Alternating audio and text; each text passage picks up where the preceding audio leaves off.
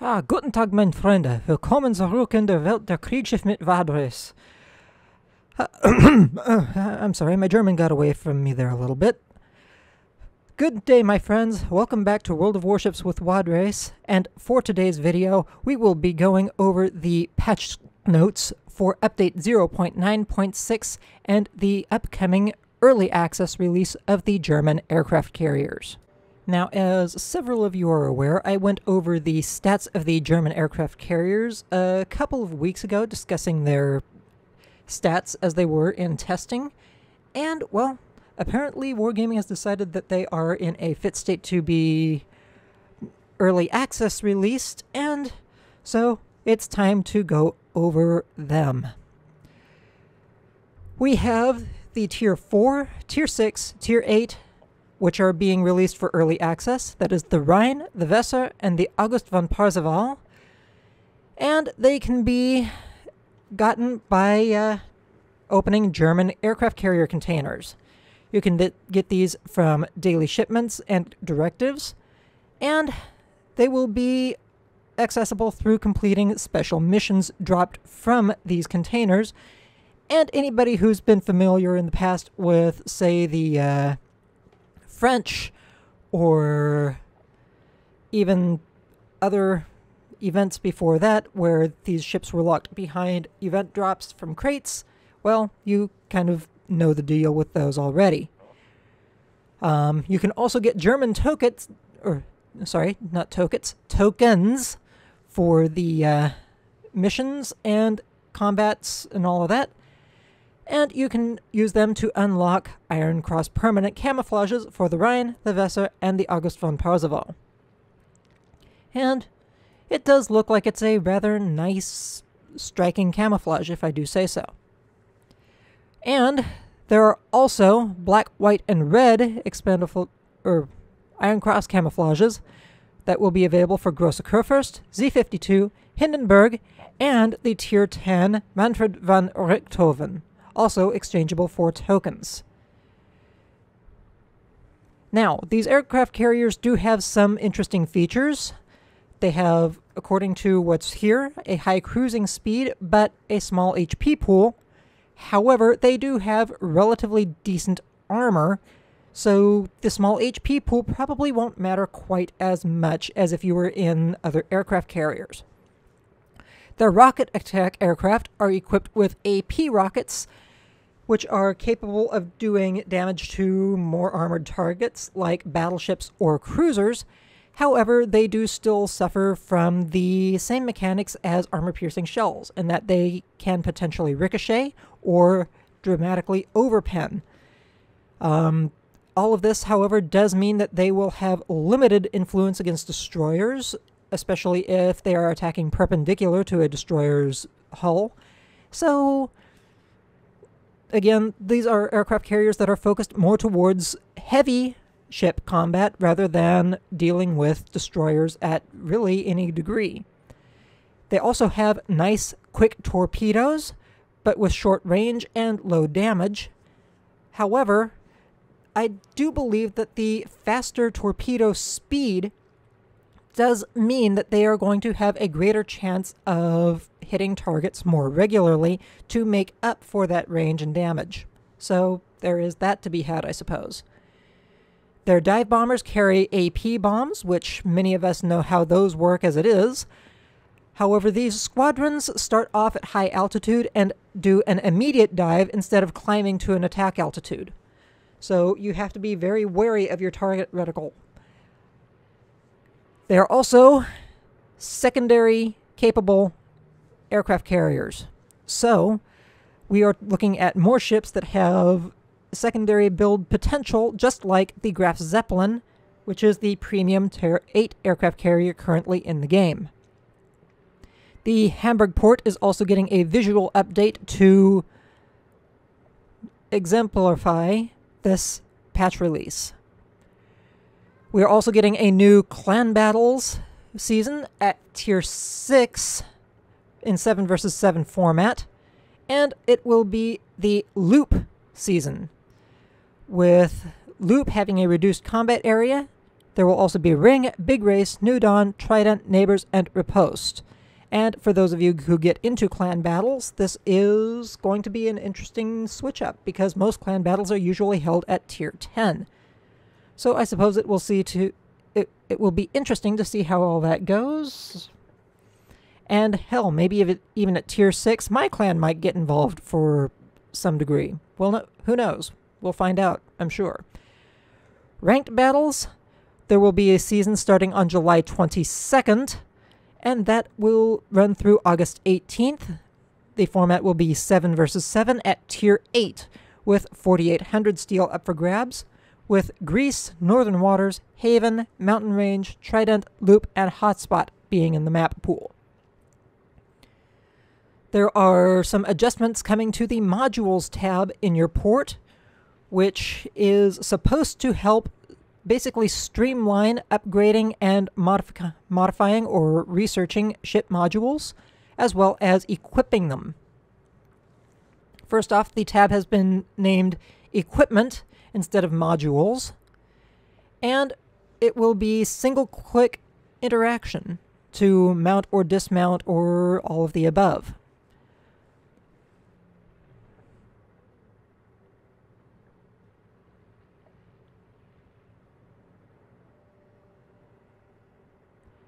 They are also removing the dependencies between certain modules, simplifying the research process overall, and basically making some things easier to access.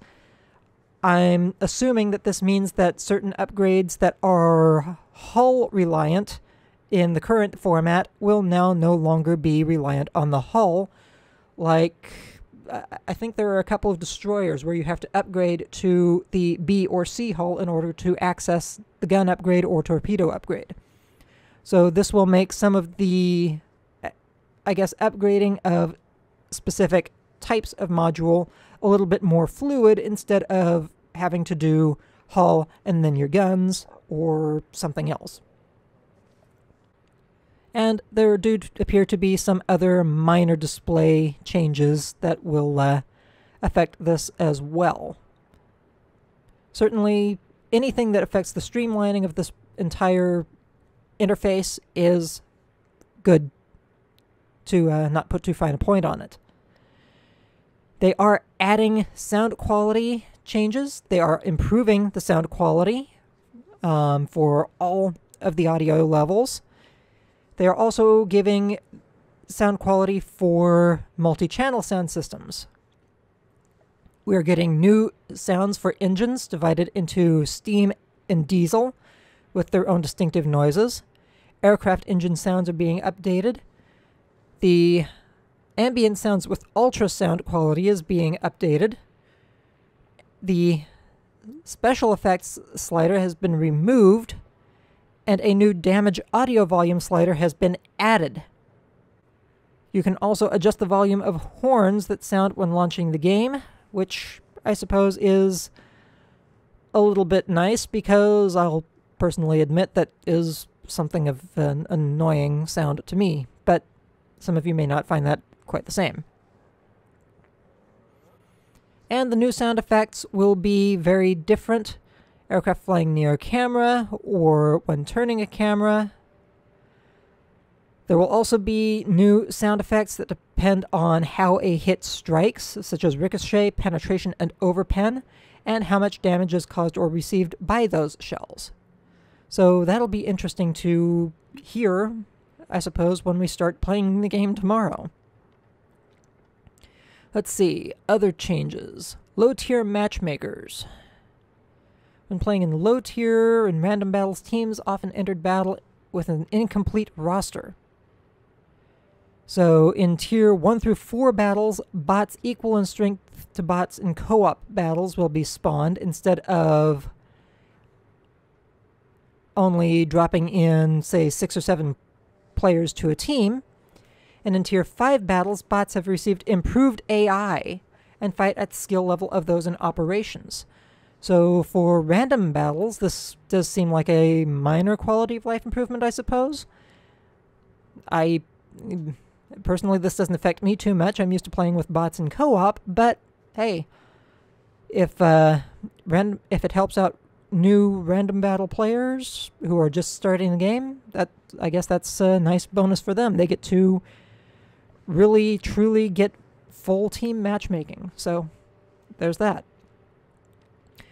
Oh, and newcomers apparently, in order to be placed in general queue, need to fight a minimum number of 200 players. They will gain more game experience before moving on to general random battles. If newcomers decide they are ready to fight with experienced players, they will be able to enter battle playing Tier 5 ships. Player who has played 200 or less and enters battle playing Tier 1 through 4 will be placed in the queue for newcomers only. 200 battles or less and enters battle playing a ship of Tier 5 or above will be placed in the general queue. Players who have played more than 200 battles will always be placed in the general queue. So I suppose this is another nice little change here, meant to keep inexperienced players from being just dropped into the general random roster, which I suppose will help some of the more experienced random player teams, as it were. I suppose we'll see how it plays out overall, but it does seem like it's a quality of life improvement overall, because it will also, if you have a newer player who wants to continue building experience with the game, all they have to do is slip in at Tier 1 or Tier 4, as long as they have fewer than 200 battles overall, and basically just be, I guess, kind of safe.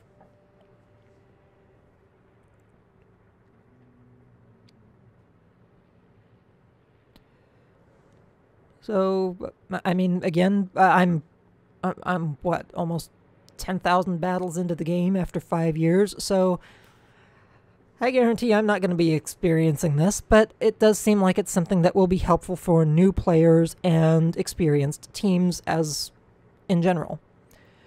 Let's see, Matchmaker Changes in low-tier battles. Bots will be added until complete teams are formed for 1 through 5, tiers 1 through 5. If the waiting time is in excess of 3 minutes, battle will only be matched if general queue contains at least one pair of players playing ships of the same tier. If players have ships of different types, after 3 minutes of waiting in the queue, they will be mirrored by bots of the same type and tier, and teams will be complemented with bots within the limits for ship types for a particular battle tier. Visual notification about the maximum waiting time and possibility of matching bots to the battle has been added to the battle loading screen, so this is something that should not escape the notice of players. So anybody who goes on and complains that they're suddenly being dropped into bot matches without seeing without any notification at all, there's your warning. You do have notification that will be on the screen at some point, so you have been warned. See, let's drop that one down. Game balance changes. Let's see, damage from AP bombs of aircraft carriers has been reduced by an average of 17%. So this directly nerfs Graf Zeppelin, Enterprise, Hakuryu, Shikaku, Ryujo, and Hosho. And I'm reasonably sure that that's going to be a rather unpopular change, because aircraft carriers to many degrees kind of suffer as it is. And now they're nerfing the overall damage output.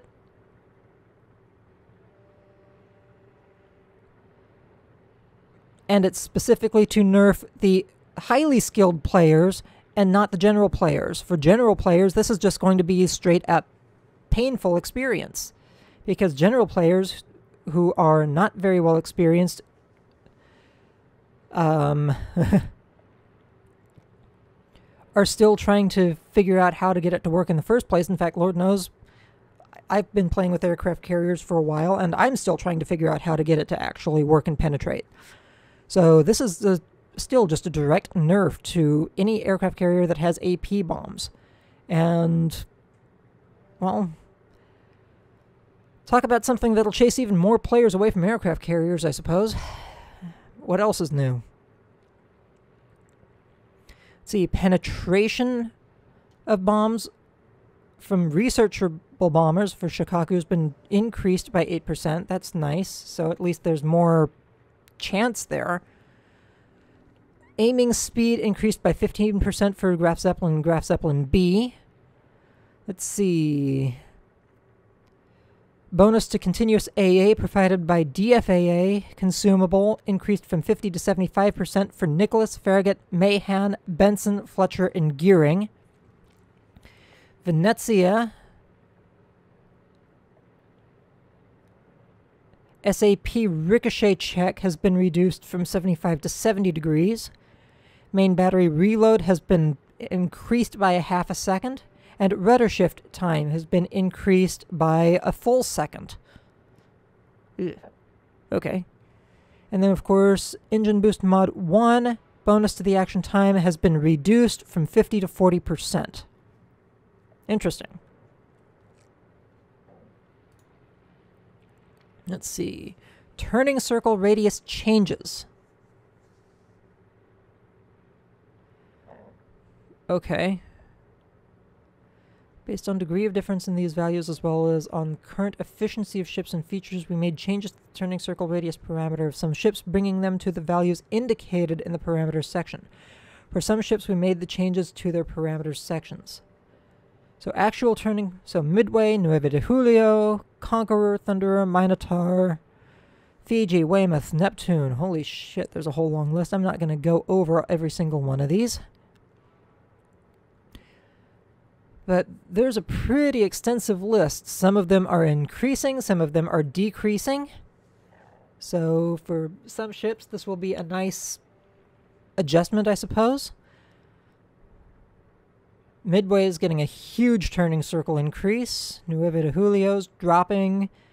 Conqueror is well, the indicated turning circle of Conqueror is increasing. It's just actually being changed to reflect that. Same for Thunderer.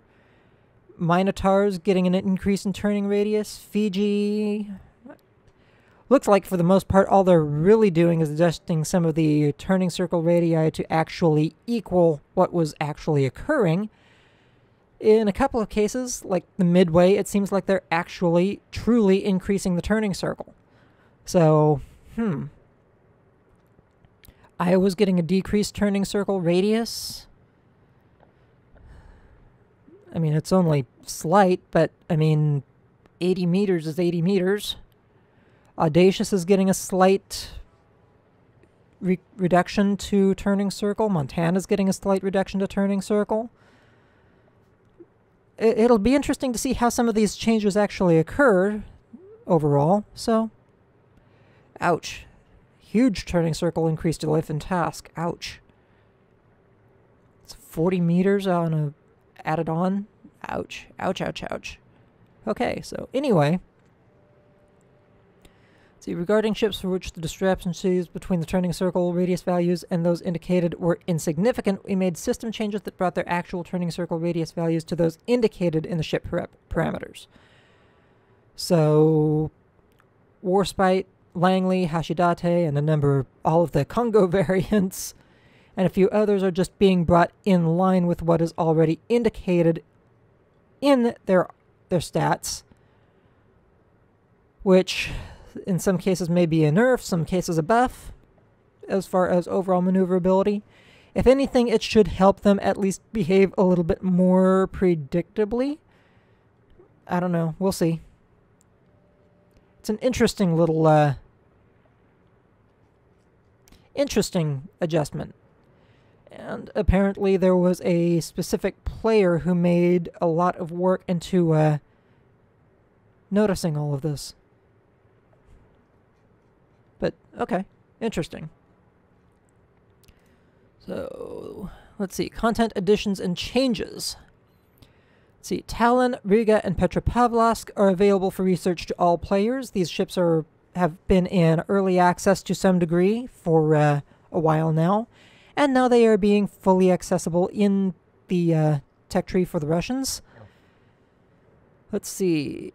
Super containers have been updated where they can now drop Admiral Makarov, Mainz, Champagne, Cheshire, Ochakov, Piotr Bagration, Orkan, California, London, Mikoyan, and Kirov. Let's see.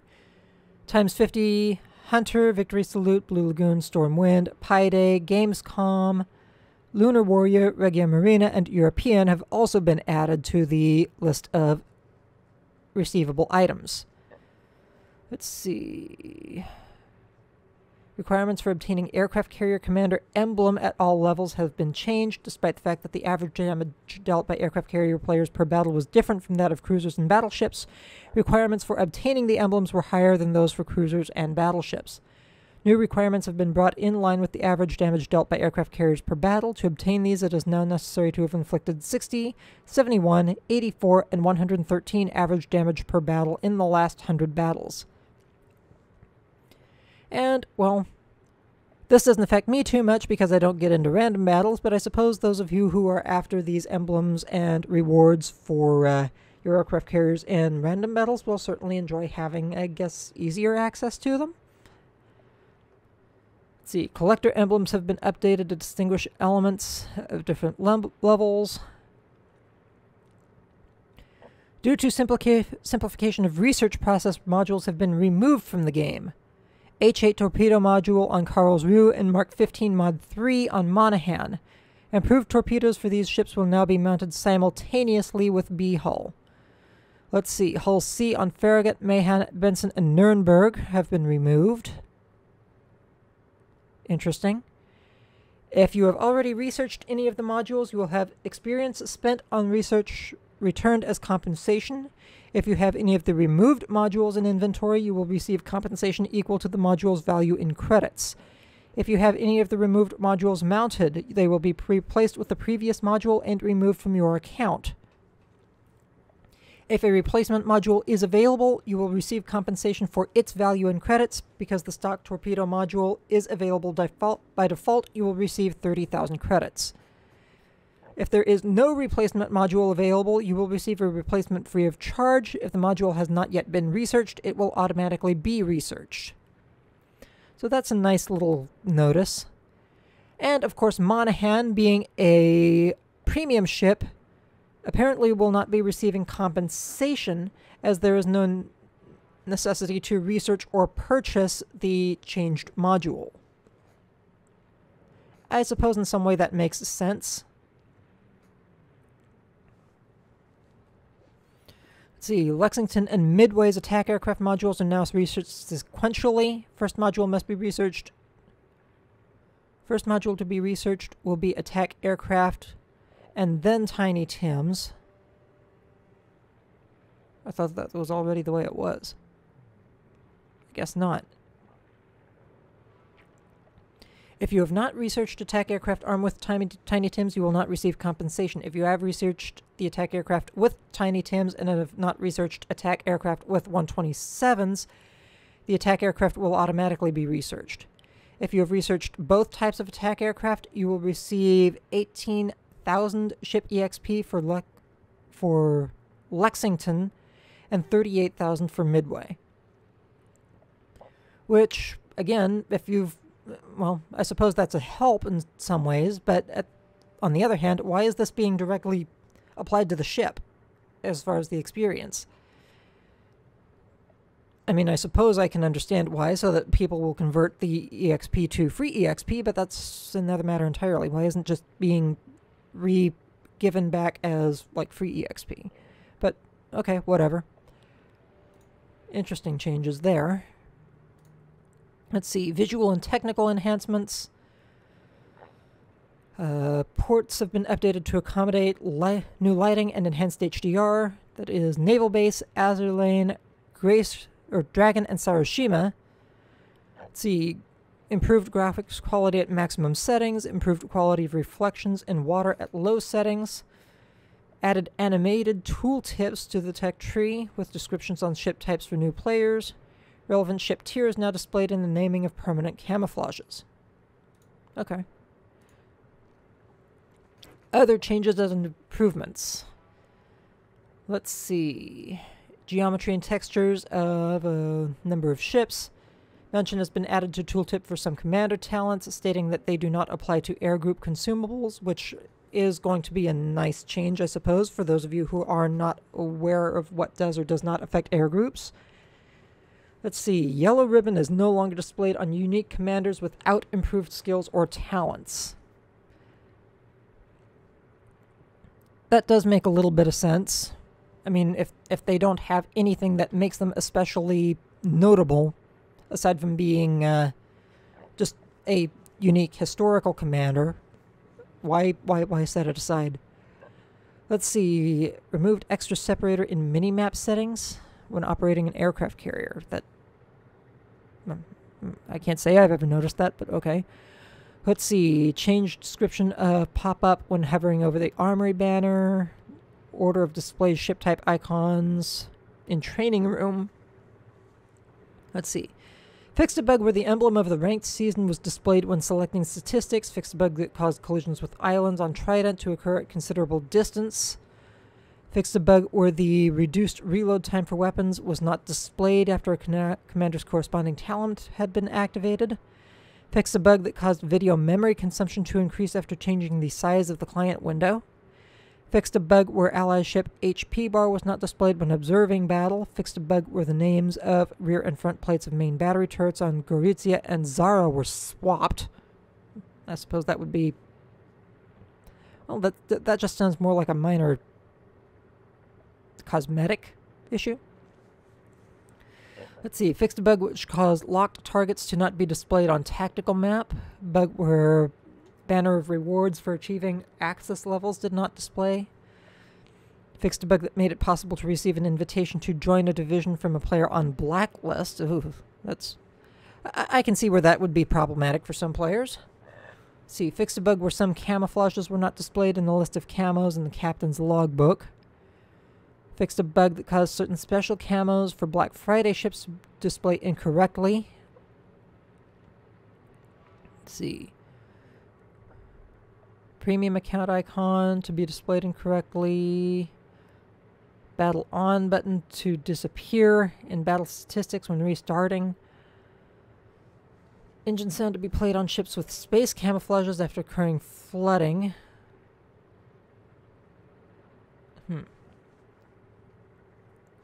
Looks like these are still all just little minor cosmetic or technical. Some of which I suppose would be problematic, others not so much, I don't know. But okay, anyway, that is my overview of Update 9.6 German aircraft carriers. And in regards to the German aircraft carriers, for their event, let's see, directives, there will be 28 missions spread across 4 directives. We're pretty much familiar with that by now, aren't we? Let's see, first directive will be available with release of the update, while those that follow will be unlocked each week. Again, we are very familiar with that format. Players will be able to obtain up to 22 containers for completing directives and up to 3 containers from daily shipments. And carriers may drop combat missions for early access to Rhine, Weser, and August von Parzival. Let's see.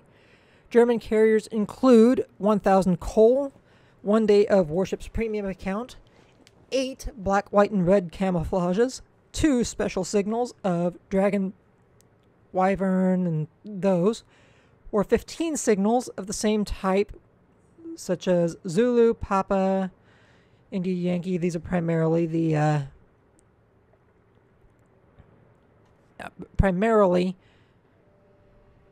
economic flags. There will also be the chance to get the special combat missions with early access to aircraft carriers. Let's see, you can get even more carrier containers for completing chains of combat missions that are available on weekends of 2nd or 3rd after release of the update. Difficulty of the chains as well as the number of containers you will receive depend on activity during the previous updates. The more you play, the more of the German carrier containers you can obtain. Okay, interesting. Armory offers German carrier premium containers for doubloons, which carry a greater number of rewards.